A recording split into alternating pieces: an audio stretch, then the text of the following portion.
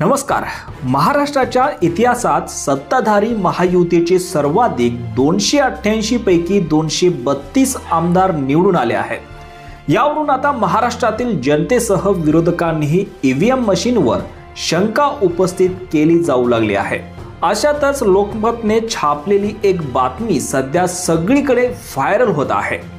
या बातमीमध्ये विधानसभा निवडणुकीसाठी प्रत्यक्ष झालेले मतदान आणि मतमोजणीच्या दिवशी ईव्हीएम मधून बाहेर आलेले आकडे यात तफावत असल्याची बाब निदर्शनास आली आहे। 92 मतदारसंघांमध्ये 20 नोव्हेंबरला ईव्हीएम मध्ये झालेले मतदान आणि 23 नोव्हेंबरला त्याच ईव्हीएम मधून बाहेर आलेले प्रत्यक्ष मतदान यामध्ये फरक असल्याचं दिसतंय, अशी बातमी लोकमत वृत्तपेपरने दिली आहे। राज्यातील 95 विधानसभा मतदारसंघात मतदान आणि मतमोजणीच्या दरम्यान तफावत आढळून आली आहे।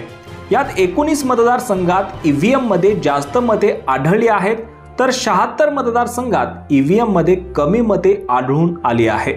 बूथ पातळीवरील तपासणीत तफावत असलेल्या मतदारसंघाची संख्या आणखी वाढू शकते, तर 193 मतदारसंघात फरक नाही। मतदान आणि मतमोजणीत एकसारखीच मते आहेत।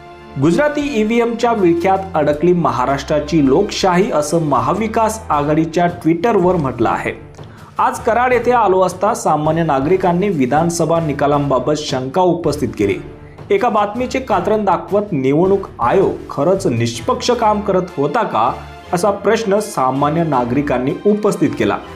निकाल प्रसिद्ध झाल्यावर लगेच फॉर्म 20 जाहीर करायला हवा होता, मात्र निवडणूक आयोग कोणाच्या आदेशाची वाट पाहत आहे की मतांची बेरीज बरोबर येत नाही? आयोगाचं सध्याचं वागणं लोकशाहीसाठी बरं नाही, हीच जनभावना आहे, असाही उल्लेख यात करण्यात आला आहे। या बातमीवर तुम्हाला काय वाटतं? तुमची प्रतिक्रिया कॉमेंट बॉक्समध्ये करायला विसरू नका आणि असेच राजकीय घडामोडी पाहण्यासाठी चॅनल सबस्क्राईब करायला देखील विसरू नका। धन्यवाद।